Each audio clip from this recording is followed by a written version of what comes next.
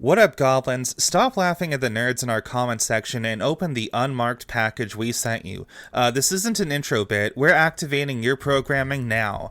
Thanks so much for supporting the show so far, but now we must begin the grim work of destroying all other podcasters. If you're still lucid, this is Super Despair World, the only show suppressed by big podcasts, but you know what? All of our fans are going to make it. They're going to have lots of sex. They're going to have a lot of money. It's all going to work out. They hate us because we tell our fans the truth. Dave, tell them some truth.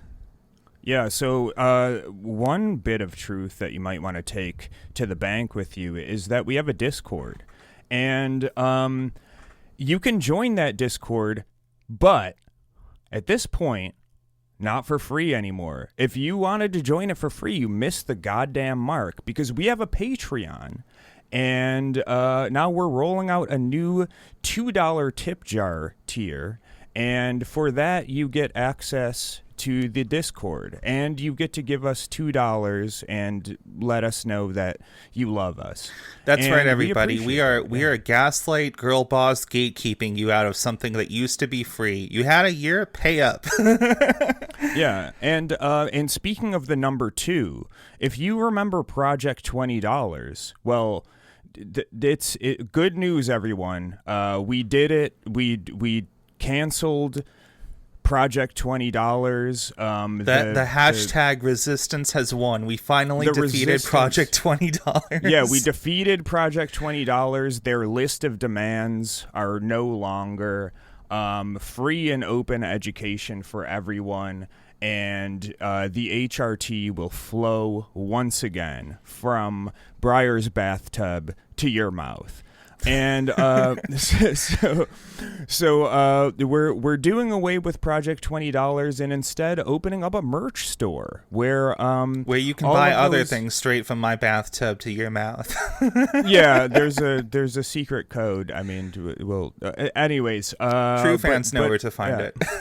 But all of the stickers from before and possibly some other things down the pipeline will be available for a la carte purchase whenever your sweet little heart tells you that you should do that, and you should. Probably by the time this episode goes up, that will be up as well. Check our website at www.superdespairworld.com, and there should be a little link somewhere. And if you can't find it, well, you don't deserve to be there. But yeah, you can go there and buy some cool stickers of the episode art that I'm looking at right now, and god damn, that's a banger. Yeah, we're still working out the prices at the time of recording, but whatever we work out, I'm sure it's going to be cheaper than the previous $20 option. So if you've been really tempted by those before, 1, no more FOMO, and 2, it's going to be a little cheaper than it used to be before. So consider picking some up. I think you'll really like them. Yeah, and you'll be supporting us too, which we need it. My legal fees are piling up for that whole debacle that happened before. I really don't want to rehash, the whole situation, but man, I thought we lived in America, and you apparently need to wear clothes in Walmart. That's fucking bullshit, man. Yeah, our grim duty needs to be carried out, and our work is never done. Speaking of supporting us, we also need the funding. In the upcoming podcast wars, we need to talk about other podcasts today, Dave, and I'm not happy about it. Yeah. If you didn't already know, every other podcast besides ours is bad and evil. And if you're listening to this one, that's good. And if you're listening to other ones, you should delete them from your podcast app or your feed or wherever you listen to them. And just focus all your time and energy on this one, because we're objectively correct about everything. Not only that, you should send them hate mail. No, I'm just kidding. Don't do that unless your programming is already activated, in which case I don't have any safeguards. Man, okay. This is part 2, a rare 2-parter episode. I guess we do them sometimes, where we were talking about incels, red pill culture, the whole like manosphere on the internet. And in our first part, we talked a lot about like regular fucking like Joe Schmo type people who are just like, the average like nobodies that get suckered into this stuff. And you know what, to some degree, I have a lot of sympathy for those kind of people, even though I say very mean things about them in our comment section and on our show. But today I kind of wanted to shift gears a little bit and talk about the big economy, the big money forces behind all these guys that kind of produce the shows and make the little talking heads that they listen to all the time. We're talking about the fucking grifter-verse, fucking grifter economy today, and just all the people that make it up, and I think it's going to be a fun little dive. Yeah, I mean, hate sells, and if you want to see a group of goddamn haters, look no further than the incel, black pill, manosphere, men going their own way crowd. They are, man, a bunch of miserable motherfuckers. Yeah, it really sucks, and it sucks even more because, like, I consider, how old both of us are, and I feel like both of us remember a time before this was, like, the norm on the internet, right? I think, like, I don't want to say, oh, there were never conservatives or, like right-wing, like, chuddy sort of people on the internet before, but, like, I look back to how things were, like, when I was a kid or in elementary school or whatever, and I feel like back then all the most like hateful like bigoted whatever like sexist kind of people on the internet, like they were always there in a lot of ways. It was common for people to be we said some words back then that are a little too impolite to say nowadays, but I also feel like back then the internet was full of the kind of people we talked about in the first episode, where they have some kind of dumb, some kind of like not so polite opinions about other groups of people, but there wasn't really like a big fucking like industrial like mechanized fucking push to churn out content and produce more of these people like we've seen develop in the last like 10 years or so. Yeah, they were just gamers or in nerds. That's what they called themselves. I'm a geek. I'm a nerd. I'm a gamer.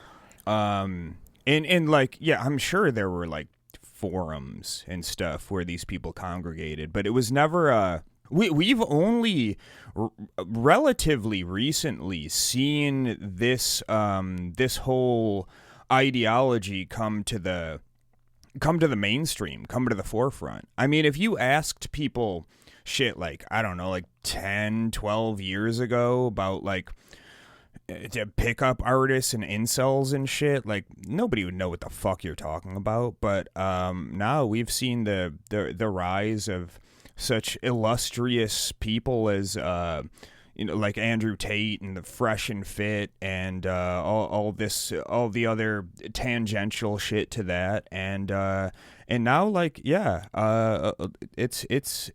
out there, baby. It's out there. Yeah, I've got this feeling like in some ways this is both, it feels a lot like kind of a new phenomenon, right? Because like everything on the internet has a very short shelf life.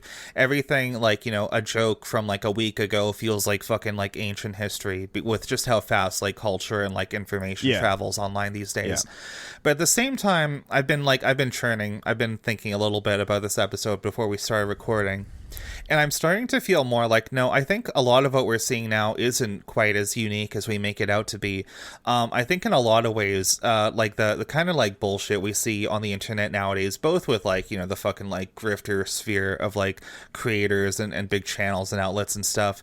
And I think it kind of mirrors a lot of what we've seen with like television in the past, because I look back at like how we talk about like television in popular culture for my entire life, and I think some of my earliest memories are like watching The Simpsons on TV or like other like movies and shows where like they talk about things about like, oh yeah, TV will rot your brain, there's nothing good on there, turn off that shit, it's all just garbage, it's all just advertising to make you feel bad and whatever.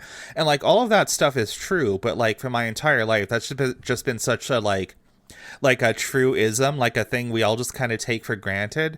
And like generationally, like now I look at everybody like around my age and like nobody I know like fucking watches like TV for real. And I'm starting to think like, are we gonna see like a similar thing happen with the internet, with how things are going? We already are.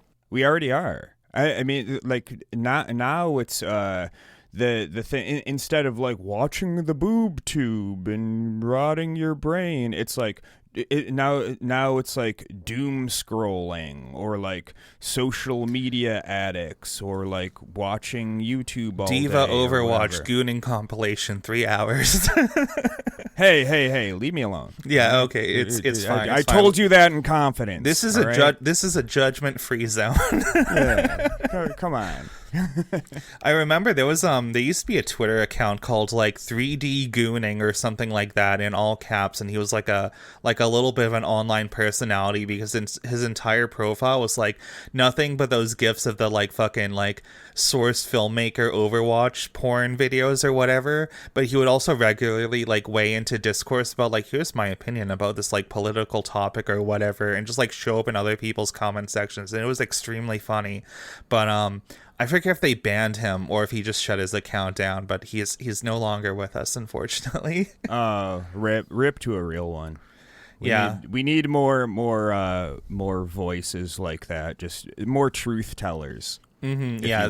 Yeah, another victim of big tech censorship. Guys, they hate you and they don't want you to hear the truth. Yeah, exactly. They're hiding it from you.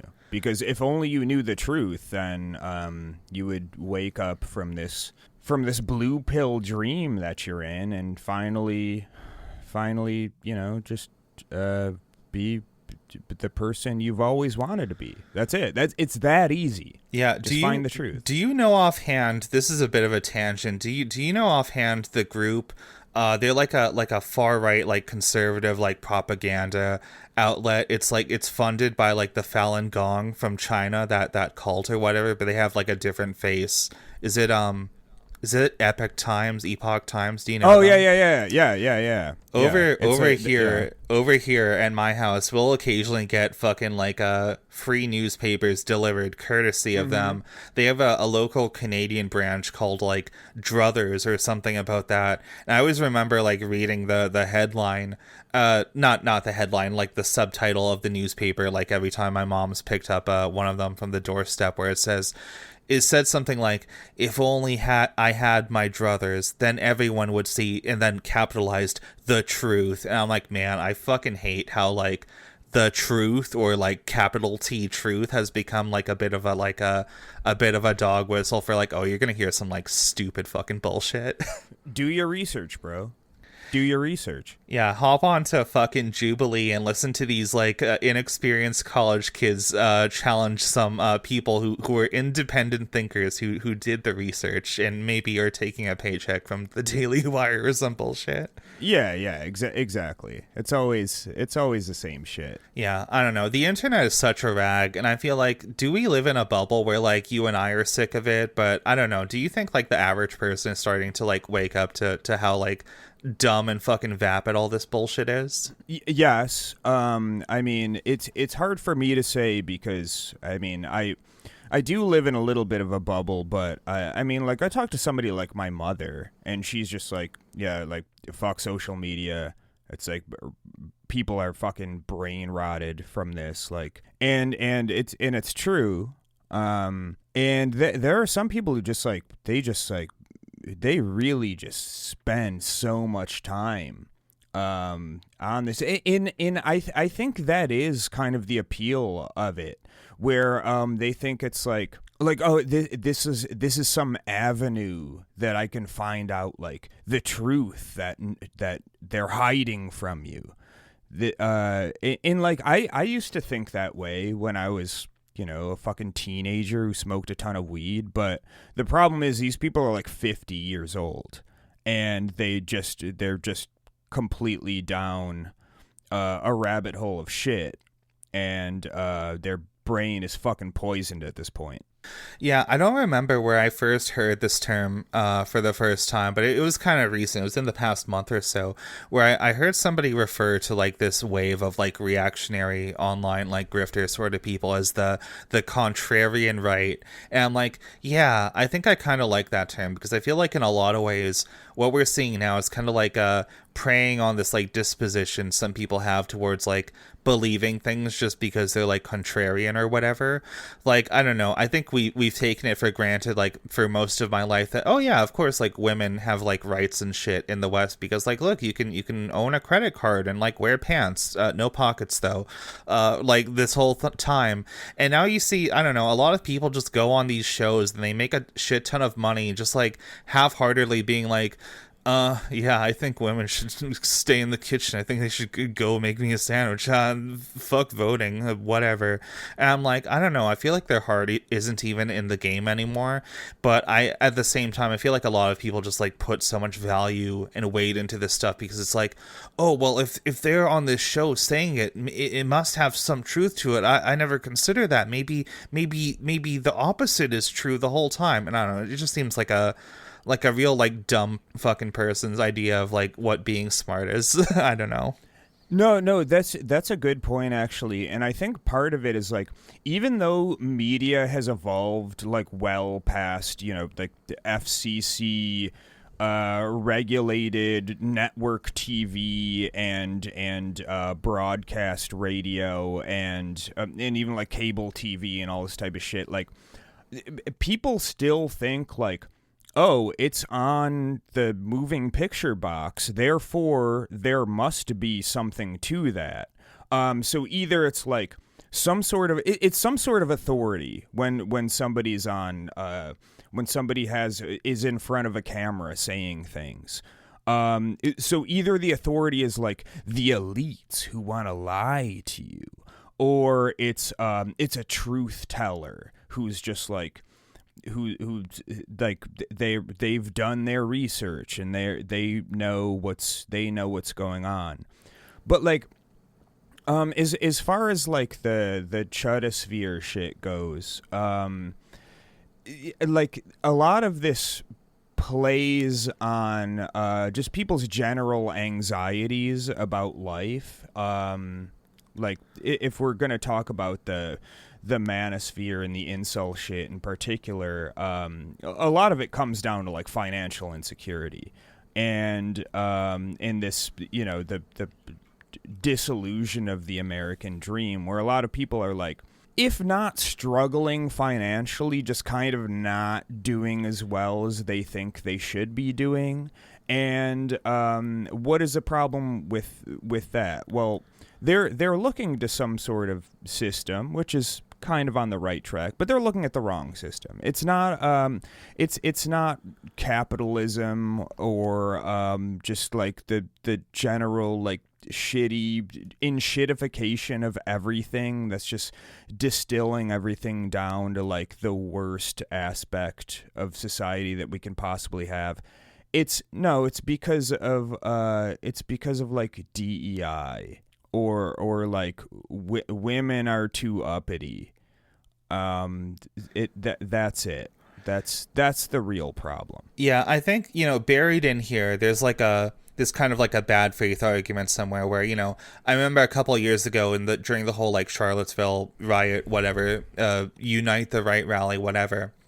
There was a lot of like reporting on the news showing like footage of those guys marching with tiki torches going like, Jews will not replace us or whatever, and like the news anchors on fucking CNN being like, wow, these young men sure look very anxious about their economic prospects or whatever, which, it seems kind of like ridiculous at the time.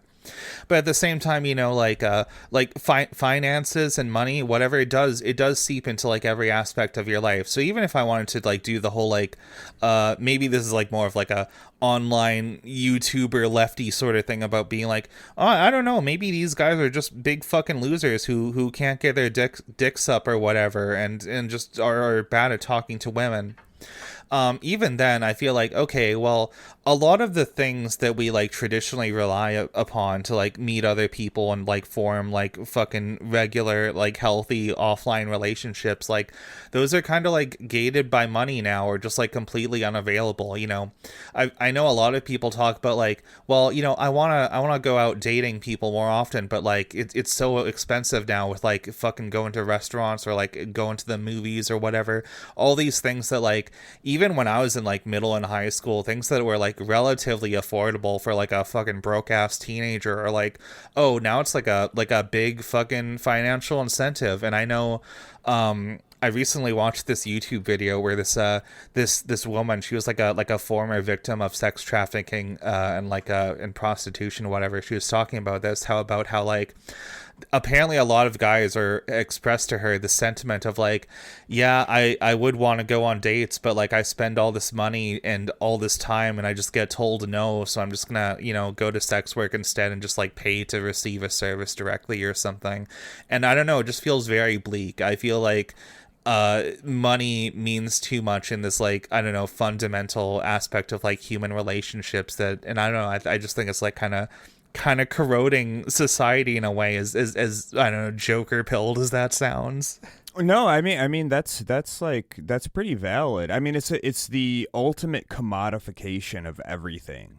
Whereas like even like human romantic or otherwise relationships are now commodified. I mean, you could see this in like part of the appeal of like watching like Twitch streams is like there are a lot of people. I'm not saying everybody who watches Twitch is just like it's like they're like buying friends, but there are definitely people, especially the whales out there, who kind of view like they view it as like buying friendship, like, oh, I'll buy 50 gifted subs and then this person will like have to pay attention to me. Yeah, especially if the streamer is like a pretty girl, like an e-girl in a bathtub or something like that, you know what I mean? So yeah, for sure.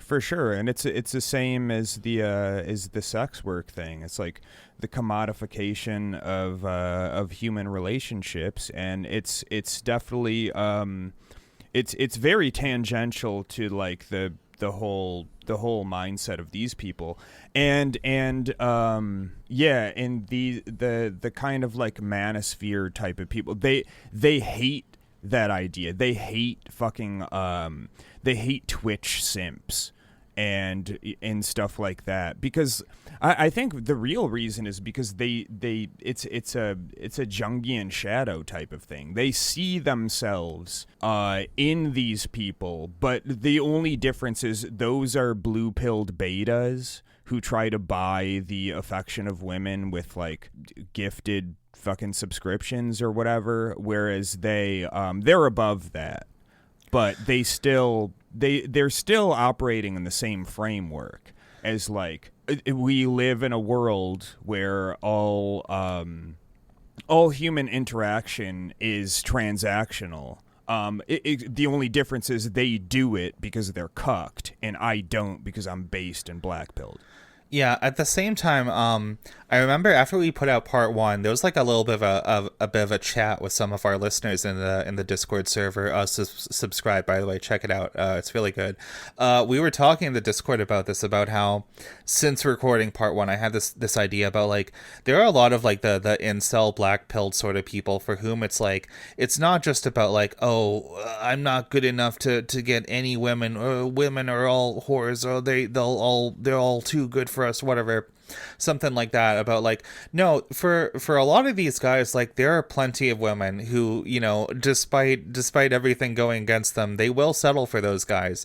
But there's kind of a resentment that comes from acknowledging like, oh, if I dropped all this like incel bullshit, I could get with girls, but the kinds of girls that would put up with me make me feel bad about myself because they're like below my standards. So in a lot of ways, I do feel like it's a bit of like an ego thing, right? I think a lot of people just like can't reckon with the fact that like, yeah, you get into relationships what you put out of them. And I'm not saying, in a like a purely like vapid way about like, well, if you want to date an attractive person, you have to be attractive like physically or like looks wise or like money wise.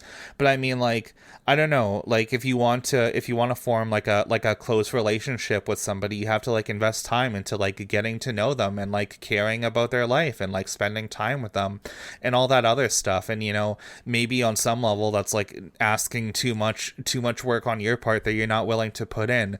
So I can see why, in fucking modern society, putting on my Joker makeup, a lot of people resort to like, well, I can't get laid or like have relationships because of money, but I have this money, so I'm gonna spend it to just get the thing directly from like an alternative, like sex workers or like AI girlfriends or like any of these like bullshit Manosphere like courses, podcast subscriptions, whatever. I just feel like, I don't know, the fucking commodification of everything feels very bleak when we're talking about like, basic human relationships and intimacy. I don't know.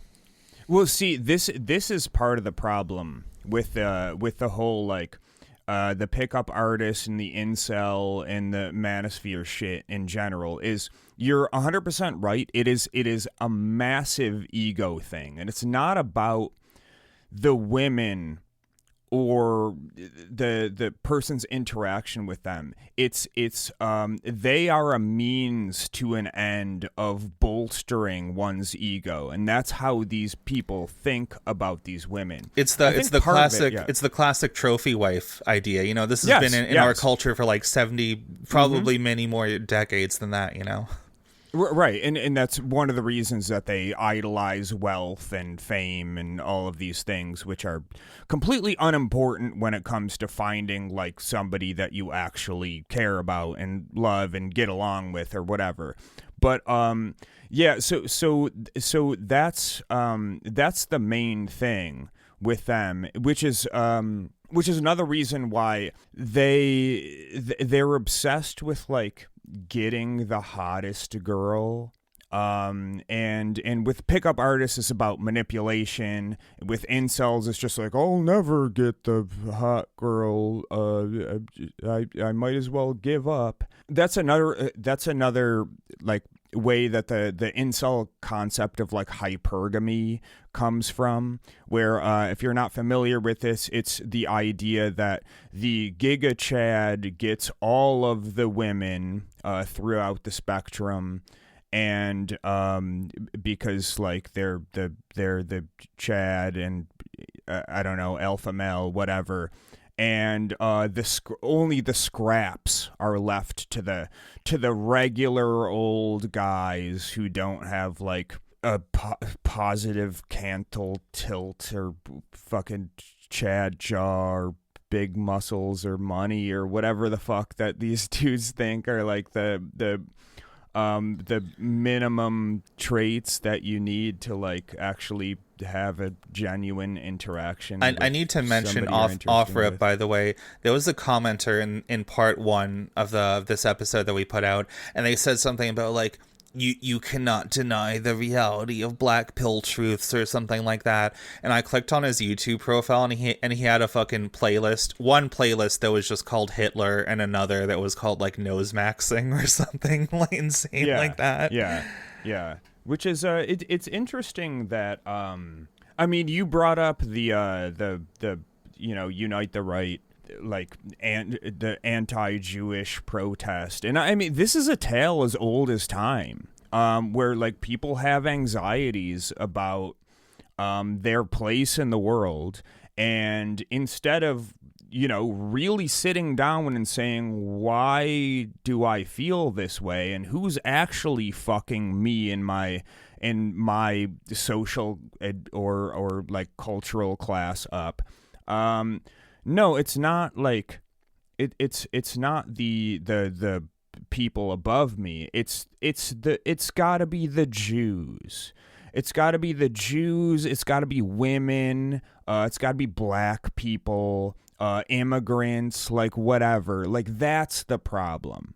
And like it's a very easy way to like externalize, in the wrong way, the source of your anxiety. So like, hey guys, it's not us. It's that group. They're the ones taking your jobs and your women and all the things you're worried about.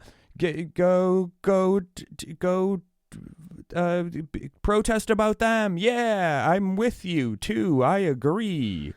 And yeah, and I think that's where we see the rise of these like alt-right fucking people who prey on who prey on incels just as they prey on like wannabe millionaires and all of that shit.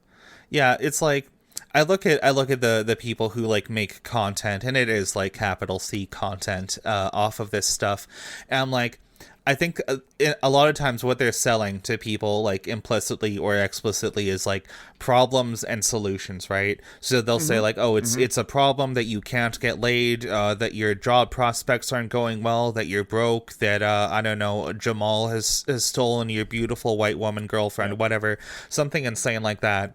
And you have some people who are like the more like pickup artist, red pill, like Andrew Tate sort of guys, who their prescription, their solution to this is all, well, the world is a fucked up, cynical place where the only thing that matters is status, but if you buy my course you can raise your own status and overcome that. And it's not about like fixing this problem, it's just like, I don't know, it's about becoming the new person on top of it and just like perpetuating things forever, which even if you accept everything they say is completely true, which it's not, that's like a very fucking bleak image of the world. And I do strongly believe that if you have like bleak misanthropic views of the world and reality, it'll kind of come to fruition. You're gonna make your life worse and feel worse about these things. But you have those people on the one hand where that's the solution. They sell you that, oh, it's all just status based and you can raise your status through this bullshit. And then you have other people who are the more like explicit, like fucking Charlottesville what's his name, the fucking like Nazi wearing a suit guy that was big on CNN or whatever. Gavin McGinnis? I guess Gavin McGinnis works too. I was thinking of Richard Spencer, but same fucking birds of a feather, whatever. Yeah, those types of people who are they're more invested in like the culture war, the fucking like race war, fucking return to like proper fascism sort of bullshit, where they're like, no, the world is based around like groups of powerful, like in groups and out groups based on like race and gender and whatever, and we just need to accumulate power and do like unlimited hate and violence against our enemies, and if you join us, you'll be on the winning side or whatever, which again is an even more bleak fucking view of the world. And like no matter where people fall on these things, it's like intensely depressing knowing how much like basically unlimited money is going into funding these things, because I don't think they reflect like a genuine organic demand for this stuff on the market. I think a lot of this stuff only does well because there's like dark money funding it and like bullshit algorithms like pushing it to the front of everywhere. Yeah, it's manipulation at the end of the day. They prey on insecurities. And they are preying on it. Yeah. It is predatory. That is a good word in particular. It's without question predatory. And one of the avenues historically has always been economics. Like at the when like in the era of Jim Crow and like post slavery and stuff like that, it was a really good way to kind of like to deflect from the robber barons and these people who were just like absolutely fucking everyone over for their own gain. And they were just like, oh yeah, it's these blacks that came from the South that are stealing your job. Watch out, get scared of them. And now like there's another avenue that was discovered, and I mean, I think like the original kind of like incel pickup artist thing was. It wasn't really like an intentional it wasn't really an intentional way of manipulating people in the sense of like here's how we can like serve the elites by preying on masculine like insecurities or whatever. Insecurities, to make like people get weird and kind of like blame other groups for that. But now that you're seeing the rise of like Andrew Tate and shit, and these other like established, definitely funded mouthpieces for billionaires, like the Matt Walsh and like Ben Shapiro types, they're latching onto this. Because they're like, oh yeah, well that serves our cause, just like the blame the Mexicans for stealing your job type of narrative. Yeah, it just says so much about how like all this stuff is like funded by all these like cynical interests or whatever. And I really want to like stress that there isn't really like an organic like demand for this sort of thing. I do think there's like an organic demand for like a lot of the stuff where like this stuff is prevalent. And like, what do I mean by that? So like when you look at like the Manosphere fucking like grifter style content and like the sort of places they congregate and go after, right? A lot of it happens to be like hobbies or like interest spaces that are like already full of men. Like you see this a lot with video games, right? You know, gaming, for better or worse, for many years it's been kind of a boys club. It's more of a male oriented hobby in a lot of ways. And you know what, depending on how you define games, you know, that's changing over time. I know like mobile games, whatever, are a lot more popular with women. I don't have like up to date stats or on this or whatever, but whatever. I'm getting off topic. You look at spaces like video gaming, right? And like even for many years now, it's been kind of like a known thing about like, oh yeah, if you try to look for like a let's play or something on YouTube, you were like 2 or 3 clicks away from hearing somebody's like racial like fucking cranium theory about why some races of people are inferior or whatever.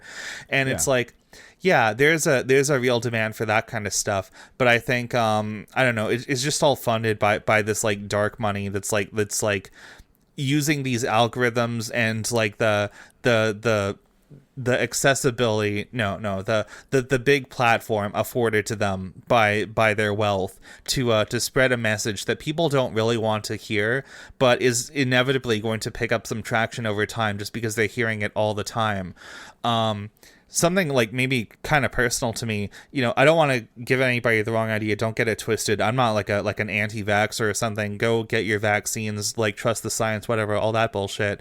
But at the same time, you know, ever since like COVID came around here, basically nobody in my family is like fucking vaccinated. All of them like buy this like fucking like pseudo anti-science whatever bullshit about like, oh, it's gonna the vaccine is killing people, shit like that. And I really want to like argue and refute them, but the thing is, somehow like nobody that my mom knows has like contracted COVID or like gotten seriously ill or like died from it. So like in her own little bubble, by sheer coincidence, like what the fuck can I say to convince her that it's like a serious thing that we should like be careful about? Because like in her small world, it doesn't exist at all. So like when all this stuff like completely dominates like the relatively small world that, you know, like teenage guys or like young adult men or whatever are looking into, like what else are they supposed to believe? There isn't really an alternative to them. It seems like this stuff is much more prevalent than it is because people have paid a lot of money to put it everywhere. Yeah, and just as we talked about before, there's always this allure of you know, like finding this information, you're finding the truth, you're finding the secrets, and when you're kind of just like a rudderless person, as we all are in many aspects of life, especially when you're younger or when you're kind of just like lost as a person, you don't really know what's going on, when it's very alluring to see this kind of some sort of authority, some sort of community that's just like, yeah, we figured it out, man. We figured it out. Like, yeah, all this, you know, the reason that you feel like fucked up, you know, the reason that you've been unsuccessful and all these things that you're trying to do, you know, like that just find some sort of fulfillment in with a lot of men. It comes down to like, you know, unsuccessfully trying to get a girlfriend or something like that. Well, we figured it out, and all these people, they're lying to you. You know, just be yourself. Just no, it's all bullshit. That's a lie. They're all lying to you. Just what you have to do is use the first of all, understand society. and how it's set up, and it's unfair, and they got you in the crosshairs. But here are some manipulation tactics you can use to max yourself out. Like Looksmaxxing is one of these things where like Looksmaxxing is a funny. It's a funny subculture. It's like trying to optimize something like your physical appearance, like with like video game logic. It's such gamer shit. It's such like min-max gamer shit. But the funny thing about the Looksmaxxing thing is like there will be like a uniquely handsome person who will like post a picture of themselves in like a Looksmaxxing forum, and they'll be like, oh, your nose is crooked and your eyes are weird and like all the like things that like make them unique and like good looking to a ton of people. They'll be like they want to distill everyone down to some like AI like kind of like default character screen of like handsome hero on whatever fucking shitty game that they're. It's like, have you ever seen this image somebody made where it's a grid of like every AAA video game protagonist, and it's just like 50 like white guys with short brown hair. Yep. It's basically exactly. that. Exactly, and that's a funny thing too. Is like when people are like, oh, I can't play this game because it's DEI or whatever. It's because like the default protagonist character isn't like just some like square-jawed, blue-eyed, like normal featured, chiseled man that they've grown up for the last 20 years playing in every single fucking video game. Or more realistically, the women aren't some like fucking Tenga fuckmaster 5000 sex doll or whatever. Right, exactly. So it's like, and that's why you see so much of this bullshit with gamers, is because like their entire world, and not even gamers, but also people who are just like completely media poisoned, and their interaction with the world. Yeah, is like comics fans, or like comic books, big Marvel movie like fucking Funko movies, Pop sort of people, action movies, and all of that shit is because their entire because none of them go outside ever. Mm-hmm. So their entire like worldview is distilled down to this like default like Hollywood industry everyman shit, where like the everyman in this media is just like the thing I said before, like chiseled white fucking superhero, strong, big muscle, fucking regular face guy. Mm-hmm. And, you know, small tangent, but it's important to consider, even if you look at something like Hollywood movie actors or whatever, like the bodies and physiques they have, they don't look like that all the time. They go on specific diets to have that body for like however many days they're filming out of the year. You know what I mean? But yeah. And then when they go back to eating normal food and living a normal life, there will be like a TMZ article like, look at Leonardo DiCaprio. He's fat and disgusting now. Look at this fat fuck. Because he looks like a normal fucking 45-year-old man. And he's I can't believe this middle-aged father has a disgusting dad bod. Get the fuck out of here. Yeah, he doesn't have 4% body fat anymore like he had for this fucking role. Like, ew, disgusting. Fucking, he really let himself go. Am I right, gamers? Yeah, this is going back a little bit, but since you brought up the fucking Nosemexxing thing and how goofy it is, I wanted to bring this up because it reminds me a lot of what you see with like the whole like transvestigating thing that like a lot of TERFs do, where it's like the funniest thing you can do, by the way, is like going onto like a TERF forum and then posting like a photo of like a confirmed cis woman and hearing them come up with all these different things about like his nose is shaped wrong, that is clearly a man in a dress or whatever, some shit like that. And it makes me think they're about like drawing skeletons like in MS Paint, like, oh yeah, this clearly I'm suddenly a biological anthropologist and I know about like pelvic width based on this like 360p photo that somebody posted. Yeah, all this research that definitely isn't like a Google image that I searched in the last 5 minutes.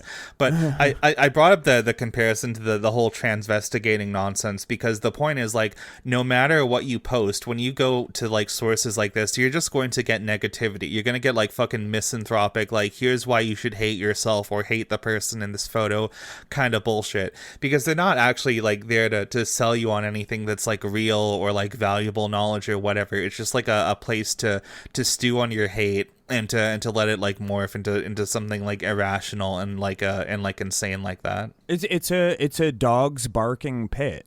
Just like all of these like hate communities and these like angry misanthropic communities.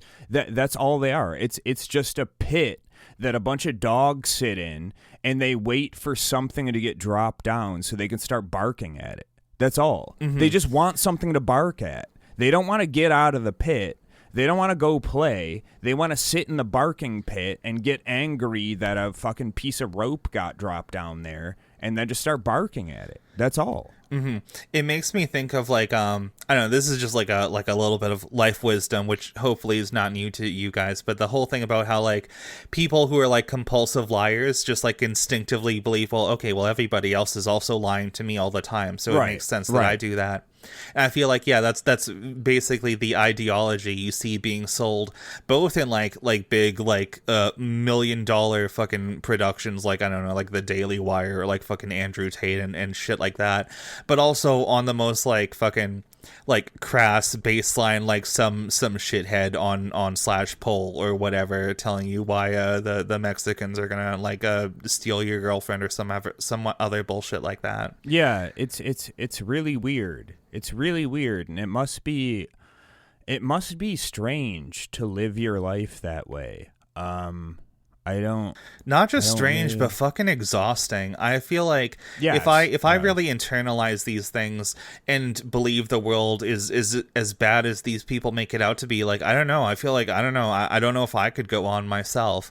I feel like, I don't know. One of the points of this show, I feel like one of the big goals of mine is trying to strike this balance of like, yes, we acknowledge that the world can be very shitty and bleak in a lot of ways, but I think, you know, as per, you know, in the spirit of New Year's resolutions and like making it through 2025, we just gotta thug it out sometimes. I think, you know, as hard as things are, you have to find reasons to like, you know, seek out and like nurture good relationships and like take care of yourself and go through all these like rituals to maintain your sanity so that you don't fall into this bullshit. Because like, I don't know, I think it's easy for people to be sold on this stuff like one small like little influence or like idea or like YouTube video or something at a time. But like if you were to tell people like, hey, do you think becoming like a full-time like TERF or incel or like a black pill person, do you think this is gonna like improve your life? Do you think like what's the end game of this action you're about to take here? And like if you laid it out that way, I think a lot of people would realize like, oh yeah, no, these people seem miserable. I don't think I want to be like that, you know. But maybe, I don't know, maybe I'm putting too much good stock and too much good faith in other people. I don't know. Maybe that's wishful thinking. No, I mean, so I think we can relate this to something that we've both, like a toxic community we've both been entrenched in at one time in our lives is like the online leftist community. Oh yeah, I mean that's more like a dozen communities, but yes, sure, they're all bad in my it's a opinion. broad topic, but like that's the thing is like, okay, like a lot of people. I mean, I'm going to assume we both got in this for the kind of the rhetoric. You know, kind of like yeah. I think about like a lot of like I had a whole like fucking Vosh internet lefty debater phase. I listened to Chapo for a while. I liked the anarchist I'm gonna firebomb a Walmart sort of memes. I thought that was funny like 8 years ago or something. Yeah, exactly. But the thing is like, all right, so even if you like agree with the rhetoric and whatever, after a while, and you can see this with using those examples, Vosh or Chapo or something like that. Like after a while, it's not about the it's not about the philosophy. It's not about the rhetoric. It's not about any of that anymore. It's about like being right and being smug and being an asshole and like being better than other people.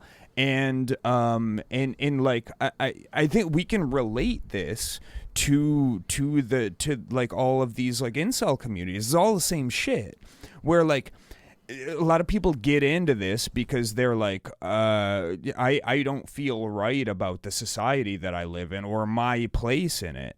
And then they're like, they latch on to these fucking people, and at this point, these people they're completely lost in the sauce as well. They've completely lost the thread as well. It's not about fucking, like with Chapo and Vosh, it's not about fucking socialism. You think they give a fuck about socialism anymore? No, they give a fuck about shitting on things they think are cringe.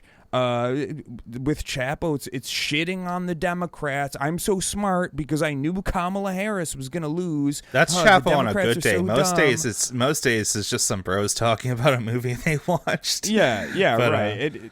And with Vosh, it's partially that, and just like I'm so smart, and all these like online fucking dickheads that I react to all day. They're so stupid. And it's like the point of this is it's completely gone, which is why with the online lefty people, they fucking hate each other just as much as they hate the people that they're supposedly like rallying against politically and fundamentally, because like it's not about that. They're so insulated from this. Number one, that's kind of a different point. But number two, it's a fucking ego thing. It's all about me. It's all about me, and it's all about my following and my fucking cult. And I just want them to think like me, and I just want this like sycophantic fucking group of people who just latch on to my every word. And the same thing happens with all of these like Manosphere pickup artist fucking MGTOW assholes. It's all that. It's all that. Like if you go into I haven't in quite a while, but if you go into some of these like forums or like for incels or pickup artists or whatever the fuck, black pill people, it's just a bunch of people like arguing with each other about like who's right on like these just minor issues that are completely irrelevant and completely miss the point of like all of this shit, even if you think it's true, which it's not. Yeah, it's a big fucking bucket full of crabs. Mm-hmm. Mm-hmm. I have this theory I want to put forward, but it'll take a bit of explanation and some setup. I want to talk about podcasts in particular because, you know, you think, okay, podcasts, videos, fucking like other forms of content. Why are podcasts in particular so full of this kind of stuff? And I have a bit of an idea, but it'll take a few steps to get there. All right, let's go. Okay, so I think in a lot of ways what we have here is like a game where the game is fucked. The only winning move is not to play. It's not about having like better creators. Like, what if we had somebody like Vosh who didn't look at like fucking lolly bestiality porn or what? No, it's besides the point. We don't need that. It would not help us. I think I look at the toxic like financial incentives and the ways that it affects like the kind of like capital C content being produced, right? And I think it has like a different weight across different mediums. And for example, right, I've been big on Bluesky recently, and what I do on there, you know, no social media is good, but this is just my experience because I've actually like been getting something out of it lately, where I'm on Bluesky to post my artwork and talk about tabletop RPGs, and those are the two main communities like I follow and interact with on there. I don't really touch any other stuff. I don't think it's a good place to talk about politics or whatever. Anything with a fucking like 300 character limit, dog shit. Don't use it for anything that matters. No. But the thing is, when I look at like things like illustration, art, like tabletop games, whatever, in those communities, you have a lot of people who are like genuinely there because like it's an organic interest of theirs. They want to make stuff and they want to support other people who are also making stuff. I've found that, you know, when I post my art, I do actually get some eyes on it. Sometimes it'll be like re-skeeted by other people. There are some like starter pack lists, like little follow lists that I'm on, that I get a lot of people finding my stuff through.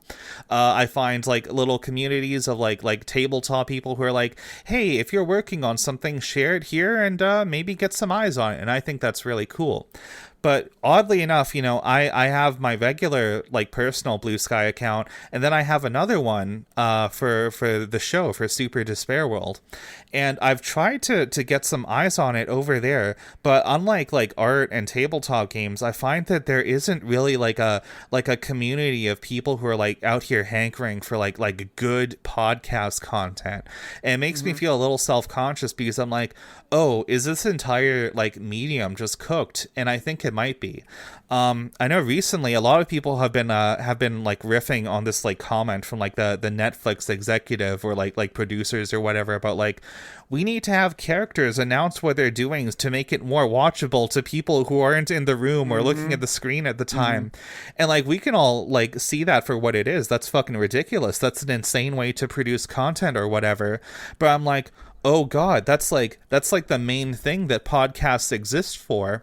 So I don't think it's like a big shock that like, yeah, most of the podcasts that exist, you know, when I go onto reddit.com, the nothing app or whatever, and I go to r/podcast guest exchange, we've talked about this in DMs, we considered looking for people on there, but every single fucking time I go onto that subreddit, it's just some post about like, I'm a founder of a little tech startup. Oh, I want to talk about entrepreneurship with some other like streamlined like business minded or individuals, whatever. It's like, why does this stuff need to exist? These shows are worthless. This may as well be generated by an AI. And like, no big fucking shocker, there are some posts on there from people about like, oh, I'm interested in using AI to take my show off the ground or whatever shit like that.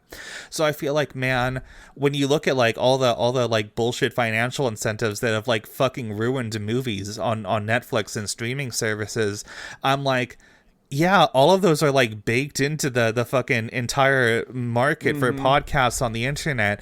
And I think that might be the reason why, one, it's so fucked and podcasts are so dog shit. And two, that's why you see people like these like grifter, like Manosphere, like big dark money influencers, whatever, latch onto this stuff because it's just like easy background listening that you turn your brain off of.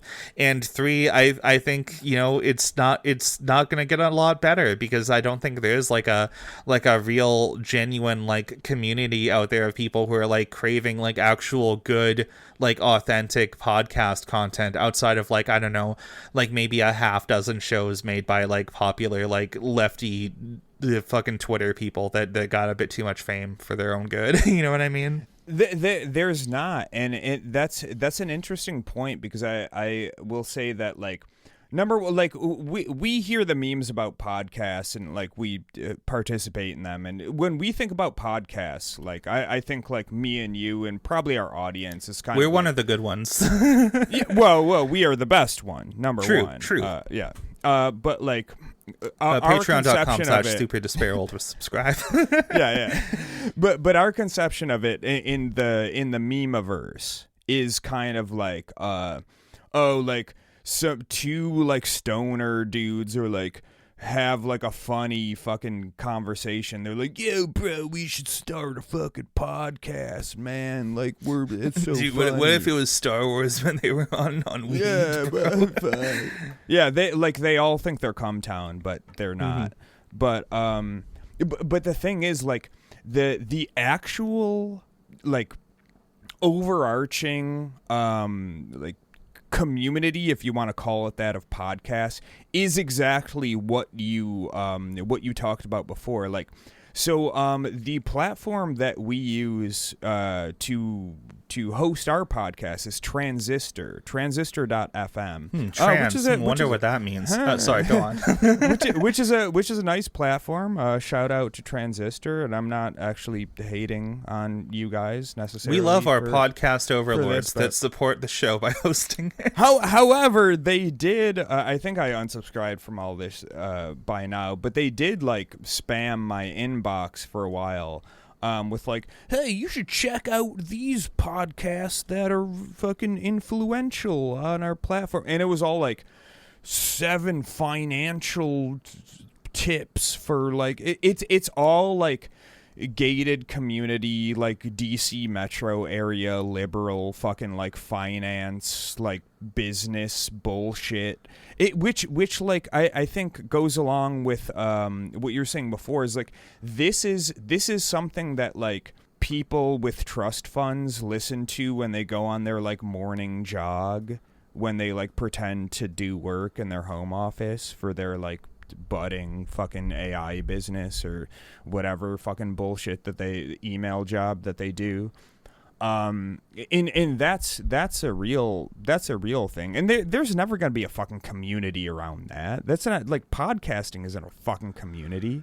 No, it's because this stuff is vapid. There's no human element to it. Like if you exist long enough in these like tech finance bro cultures, these like corpo speak whatever groups, is like, I think, I'm not really a spiritual person, but I often use the phrase, I think this is spiritually bad for people. I think this rots away your sense of self and your sense of like whimsy and well-being in the world. I think, I don't know. I just think it makes you like less of a human over time. And like, that's not just me being like, oh wow, these people are really like beneath me or whatever. I think it's bad for you. I think being a human is nice. I think you should not destroy that part of yourself. I don't know.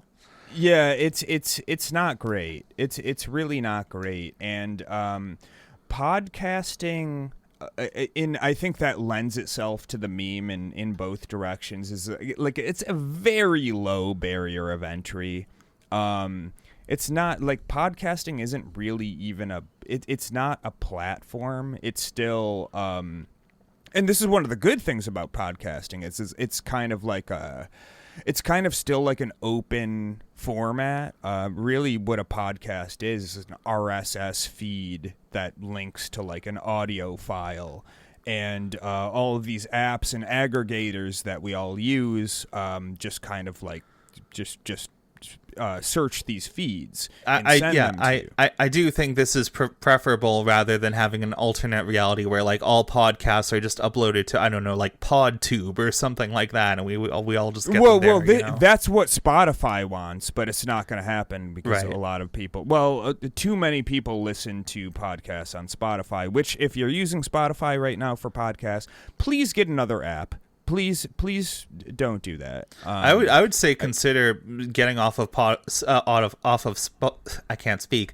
I would consider getting off of Spotify if you use it for everything. I'm firmly fuck Spotify. I agree with that. It's a bit besides the point, but I absolutely 100% agree with you. I'd say all these streaming services, fuck them, but especially Spotify.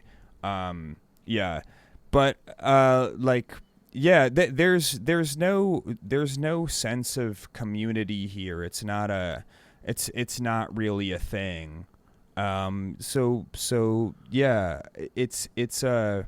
also not surprising that would lend itself to attracting like the worst type of fucking people ever. But they're all on YouTube as well until they get kicked off for like being too fucking toxic. Yeah, but even then, like the whole like fucking like sphere of grifters, the Manosphere, whatever, all these like big moneyed interests, whatever, it's getting to the point where they don't even really like need like YouTube and mainstream platforms anymore. There's I forget what they call it. There's a proper term. It's like the conservative side of tech, where you have all these like alternative websites, like they're on like Truth Social and Gab instead of Twitter, or they're on like Rumble instead of YouTube, or you have all these other like websites, whatever. They're just like the same thing, but like with like 1/100th the views or less, and it's also like only chuds, Yeah, for sure. And this is this is slightly unrelated, but I did wanna mention kind of how like, so we all know, like, you know, Andrew Tate was the big one. That was the mainstream douchebag, and that dude kind of like spawned these like little satellite kids that were kind little of orbiters, espousing, his orbiters, who also tried to like dudes like Sneeko and Aiden Ross and shit. And it's that's kind of a sinister thing, because like, all right, these dudes are just like fucking like clearly they're just dorks. Like they're just fucking like. I think Aiden Ross should be put down like a dog, but putting someone down like a dog implies a level of mercy that I don't know I really want. Yeah, but like Andrew Tate knew what he was doing, and Right. This is like with a lot of these like alt-right people, like Andrew Tate was famous for something completely unrelated, and then he just started saying shit and it caught on with like a bunch of annoying people. And then there were some like quasi-famous annoying people with a following of a bunch of fucking children. Let's be real. The audience of Aiden Ross and Sneeko are mostly like fucking infants.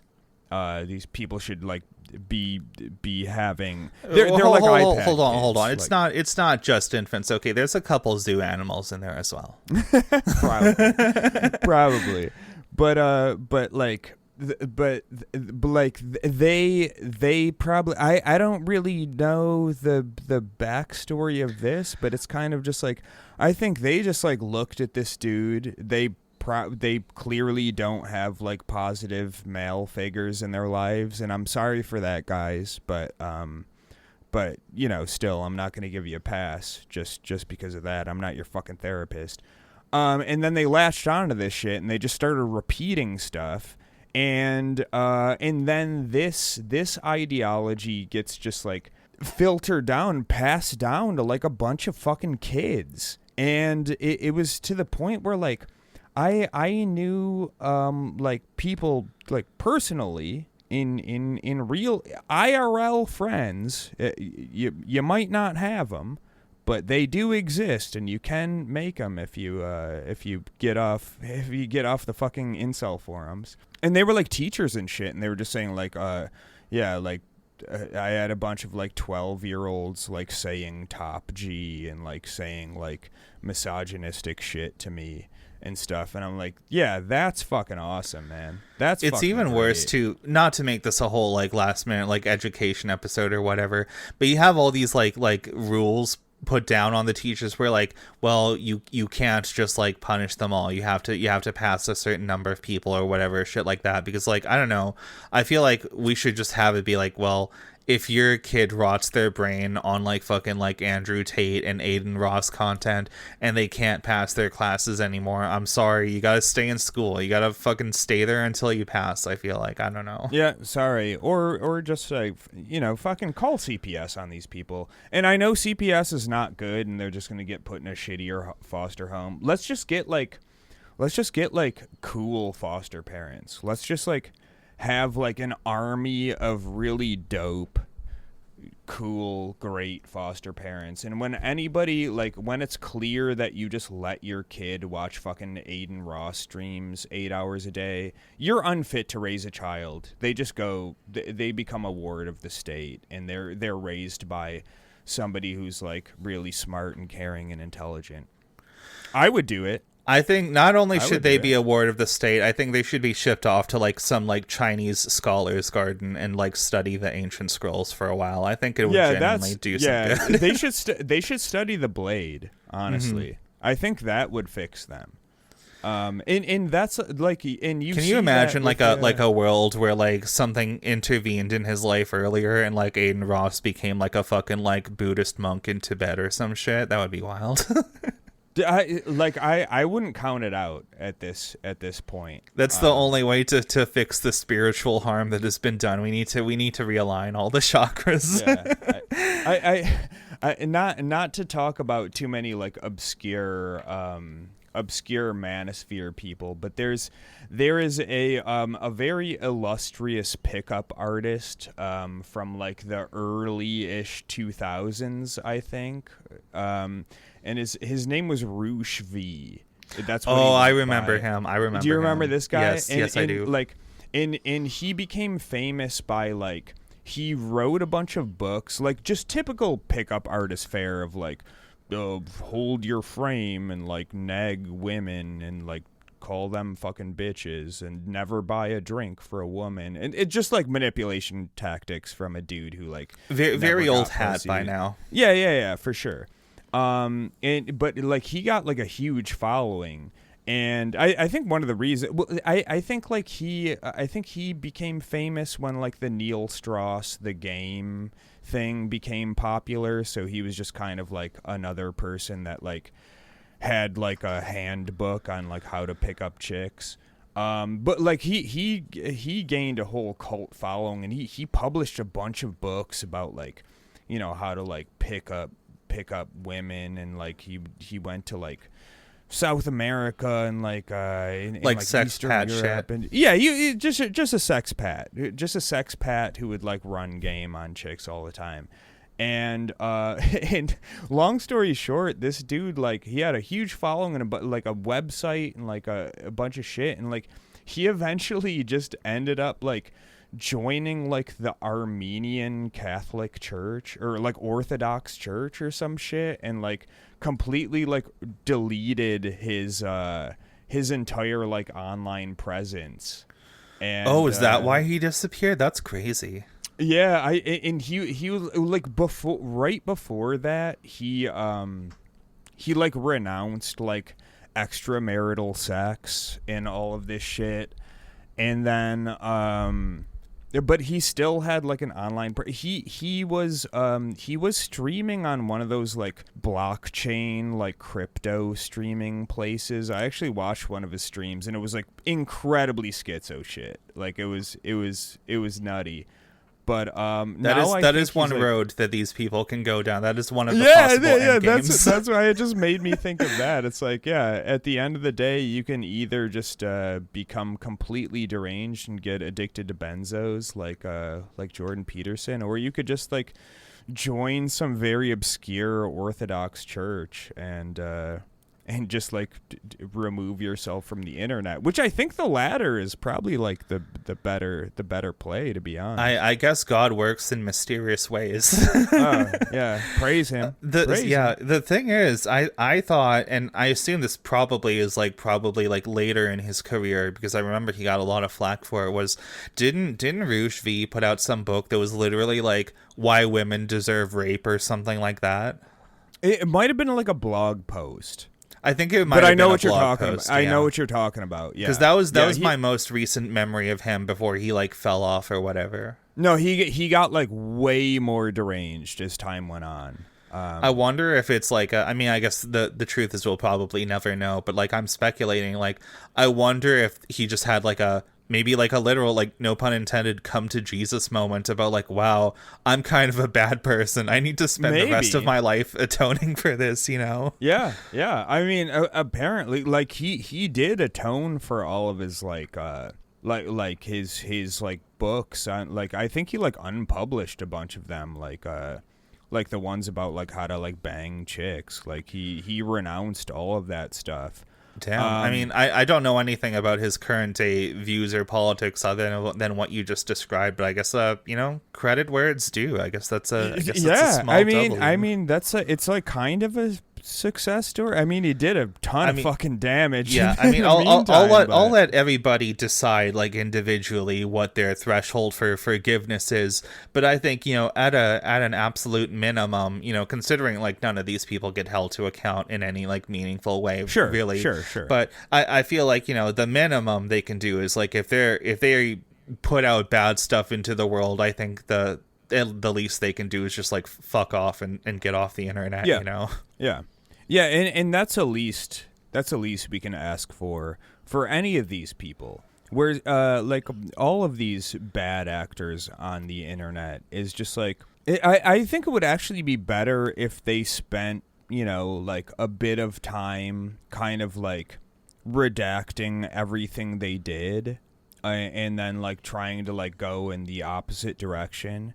Kind of like a why I left the left thing, except not grifty, actually genuine. Yeah, there's a sincere way to do it, although it is kind of hard to imagine exactly what it would look like in my head, because you just don't really see that sort of thing for the most part. But if it was just like buy and then delete everything, that's better than nothing. I'll take it. It's like I said, the game is so fucked. I think, the only winning move is to not play. So if they want to no longer play the game, then, good Right. for them. I wish them all the best in whatever, like, I don't know, goat herding adventures they're going to get up to in Albania or whatever. Yeah. Armenia, rather. Which will be way more fulfilling than all of the terrible toxic online shit that you were doing before that. Maybe we'll say this for a different episode, but just the whole image of like, going to like a Buddhist temple in Tibet, or becoming like a fucking like goat herder for like the church somewhere in like Armenia or something, about like, man, on some level a life like that full of quiet must be kind of nice. I feel like, this is a talk for another time, but everything about like media and like culture nowadays is like, we live in a very noisy world. I think people are exceptionally uncomfortable with like silence and like activities that involve like just like quietly focusing on something for a while. And I don't know, this has just been on my mind a lot. Maybe we'll there's something there, but I feel like a lot of the fucking like chud media stuff that we've been talking about this episode, I think this stuff thrives because people are just like uncomfortable with silence, and they're seeking out like just ways to fill it with noise. And the thing about noise is a lot of it is fucking it's just noise. It's not meaningful sound. It's not music. It's not speech. It's just noise. And I think a lot of what we see here is just like the personal, emotional, spiritual, fucking societal rot that comes with this being like the main thing that we're just pumping out into the world and consuming 24/7 nowadays. No, I agree, and I don't want to. We can wrap this up in a minute, but I don't want to derail this too much. But I've it makes me think of two things where like number one, I've seen these memes for a while now where it's like a picture of somebody or like a character or something in like absolute agony. It's like, I forgot my headphones when I got to work or something like that. And I can't really relate to that specifically because I have met these people before, and if you're one of them, I'm not judging you, because I used to be like that. Also, I'm not like that now, but I will say a couple of years ago that was me 100%. So well, I was gonna say I'm not judging you because like usually when I'm like, I don't know, when I'm tidying up my room or like doing a workout or something, I'll like default to like playing a YouTube video or something like that.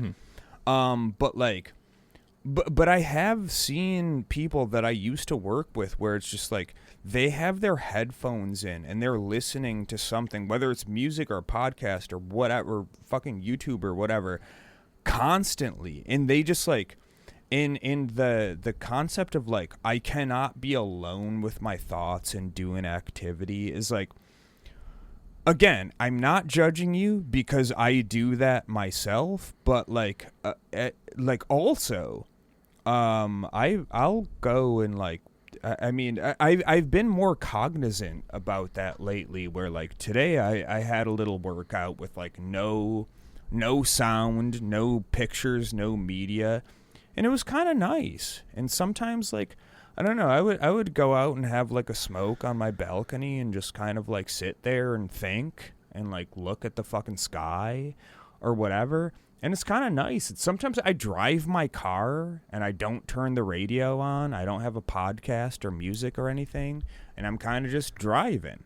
Like I think we just like it's nice to kind of like train yourself a little bit to not just have fucking noise blaring in your ears and eyes at all time. Just like fucking rinse it out. Be comfortable with yourself. I feel like for a lot of people, the only time of day they might experience that at all is when they're taking a shower. But it would not surprise me if somebody like plays YouTube on a speaker in the bathroom even then. So I'm like, man, I've talked before, not to throw my mother under the bus too much, but like, I often think about, I had this realization a few years ago because she got really deep into the like anti-vax, like Trump train, whatever bullshit during COVID a couple of years ago. And it's gotten a bit better, but like at its worst, I had this realization about like, oh man, she carries her phone and like headphones constantly in around the house like a fucking hospital patient with their little like IV bag on wheels. Do you know what I mean? It's like that sort of thing. And it feels like a very like bad Sunday morning like political cartoon in the newspaper about like does anyone else think phones are bad? But I'm like, I don't know, dog. I'm starting to think phones are kind of bad. I feel like sometimes I'll find myself just going upstairs for something, and my mom will be like, hey, can you check this on your phone? And I'll be like, no, I left it downstairs. I just came up to make a sandwich. And she'll always give me the most like incredulous look, like, why would you ever go upstairs without your phone in your pocket? I'm like, dog, I'm just here to make a sandwich for 5 fucking minutes. I don't need my phone to do that. You know what I mean? No, and I like, would, man. I would see this with when I used to like teach elementary and middle school students is like their phone would like it would break or the battery would die or something like that, and it would be like a fucking crackhead without like it was really like harrowing to watch. They'd be like, oh, my phone won't turn on. Do you have a charger? My phone's broken. It won't turn on. Like they're like fucking losing their shit. And it's not just because like their fucking parents bought their phone. Like it's not like, oh, I don't have a paycheck and my phone is broken. Like your parents are gonna fucking, if your phone is actually broken, they're gonna buy you a new one. They needed it now. They need the fucking phone blaring in their fucking mind, like in their brain right now. They need it right now. Yeah. And if they don't have it, they start losing their shit. And it's like, Jesus fucking Christ, man. That's addiction. Yeah, I hear what you're saying, but also I kind of maybe this will be the last thing we wrap up on. I also want to give some credit, some credence here, whatever. I know it isn't just a phone thing because I look back on my own life, right? One, when I was in like late middle school, early high school, I got my first phone for the first time, and this was a little bit like, it was around the time that like proper smartphones were starting to take off, but not everyone had one yet. And my first phone that I ever owned was like a dinky little LG Neon. It was one of those like phones with like the slide out keyboard or whatever. I still miss it. I much prefer the tactile keyboard over any touchscreen, but regardless, you were able to access the internet on that thing, except the thing is, it was like the shitty fucking like Nokia tiny like 4-button 9-key whatever layout. So it's like, okay, every website looks like it's from like 1992 on this thing, so it kind of sucks. So like I didn't use it much. My phone was just like for like making calls to my mom if I needed to like stay out late after school or some shit like that. Or like I think even further back, like around the time I was in elementary school, you know, I had like a Game Boy Color. I would often bring it to school to play Pokemon at recess or something, and you know, that's a device, that's a machine explicitly made for like entertainment, to like play video games and do just like fun little bullshit like that. But like it did not distract me in the way that like phones do nowadays. And I don't think that's like, I know we can say like phone bad as like a substitute for that, but I think it's more like, no, it goes back to what we've been describing here, is you have this like media landscape where you have these like industrial machines that are like preying, and I mean being predatory, to like consume your entire attention span and get you addicted into like a loop of consuming more and more content. It's not like fucking like fucking Pokemon Yellow version in the 1990s, when I could just play that for a few minutes, then put it the fuck down and be done with it. You know, everything has to be everywhere all the time now. Oh yeah, yeah, for sure. And I'm not like especially with the young kids. I'm not saying that I'm not like, that's not like an indictment of their like of their character or anything like that. They were given a fucking thing that is just like it's like giving a fucking person a fucking crack pipe and then just saying like, oh man, they're addicted to crack. That's crazy. That must be a moral failing for them. Yeah. I don't know. I think the only cure is the Chinese scholar gardens. I think these kids need to spend their days just writing the same character a thousand times. It's the only way to get their attention span back. Dude, honestly, I know dopamine detox is bullshit, like a bullshit concept, but at the same time, I mean, if you are an adult, just try to like be alone with your thoughts a little bit. Maybe that would be a fun episode to tackle the whole, like, I guess we already did like a nofap sort of thing, an episode on that, which I guess is a bit of a dopamine detox thing. But, you know, without having looked too much deeper into it since then, I feel like, you know, the bullshit part of the dopamine detox is like, yes, you can just force yourself to not watch this stuff for a while and it'll fix you.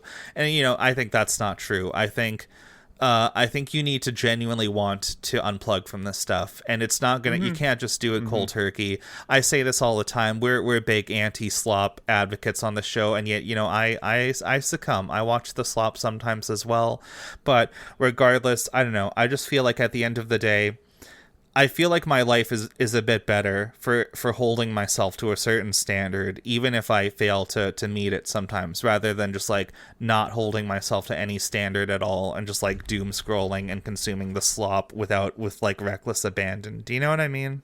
No, exactly. Just I mean, my advice for any of this shit is just like, do it, do the thing, but like, know and understand that you're doing it. Don't be on autopilot and then just at the end of the day it's like, oh shit, I was on Instagram for 7 hours. Just when you're fucking doom scrolling, when you're watching slop nonstop autoplay on YouTube, just recognize that you're doing it, and after a while you're gonna start to like regulate that shit. I promise you. I have a little exercise I do sometimes where I'll find myself tempted to check out like a YouTube short video that's on my front page or whatever. And, you know, with YouTube shorts, TikTok videos, fucking Twitter videos, whatever, it's all short form content. It's meant to keep you scrolling for a while. I have this exercise I do where if I see one of these videos that catches my eye, I will be like, okay, Briar, you're going to watch this one video and you're going to close the tab. And I can't always do it. Sometimes I do like, okay, just one more, and now just one more. But over time, I feel like, yeah, I have sometimes been able to like close the tab after I talk to myself in my room. I tell myself I'm just going to watch one and then be done with it. And even when I succeed, I feel like mentally it hurts. And this is me like wanting to be better and actively trying to fight against it. And I feel like, man, if it's that much of a pain in the ass when like I want to be better than this, I feel like, man, people are struggling out there nowadays. It's not good. Yeah, without question. Like it's a thing. You just have to recognize it. And if you want to change it, then that's another story. If you don't, then then it's a moot point. If you're really committed to changing it, you know, okay, here's step one. You guys need to sign up for Super Despair World on Patreon. Patreon.com/Super Despair World. Check us out. We have so many great videos. It'll really turn your life around. Just follow all the steps there, and I think everything will work out fine. Yeah. I don't know. That's all you have to do. And if you want to sign up for the $2 tip jar, and join our Discord. If you're addicted to X.com, the everything app, I will personally bully you. Like that one, I hold near and dear to my heart, because nobody should be on that app. So yeah, and if you want me to bully you instead, you need to sign up for onlyfans.com/superdespair. No, I'm just kidding. I'm not going to do that. Maybe. We'll see. I don't know. Someday. We'll see how the merch store goes. I got a bathtub to fill after we're done recording. Oh, yeah. Anyway, I don't know. I think we've kind of rounded our thoughts out on this. I think once again, at the end of the day, it comes back to one of the core messages of the show. We must do something about the slop. You have to unplug from the slop. There's no winning the game. You just have to not play it anymore. And yep. I'm sure we'll come back to this many times over. But I don't know. You got anything else to add? Nah, that's it. Let's shout out the patrons. Let's shout out our special little pay piggies. Yeah. So, in no particular order, we got Woke Baby, Walker, Trevor Stilson, Clam, Protagon, Hersey, Nilly, Nick, Weasel, Braid Zero, Dimbus, and Trash Bins. As always, thank you for your continued love and support. You will be welcomed into the kingdom of God, always. But yes, the unless kingdom you of God, which might happen to be Chinese. Get very good at painting those characters. We've got a lot of damage to undo. yeah. Take your headphones out and start practicing Chinese calligraphy, because we got 1 year, folks. After that, this show is going to be available exclusively in Mandarin. So get ready for it. Yeah. I mean, we'll let you through the first gate, but the second one has a Chinese scholar, and you must be at least this wise to enter. yeah. It's very particular about stroke order, so it's not. Yes, very wide. Yeah. Yes. Yes. Yeah, guys, if you want to get into heaven, you got to worry about the right strokes, not that Overwatch shit. I don't know. Guys, thanks so much for listening. We'll see you next week. Have a good one. Fucking A. Good fight, good night.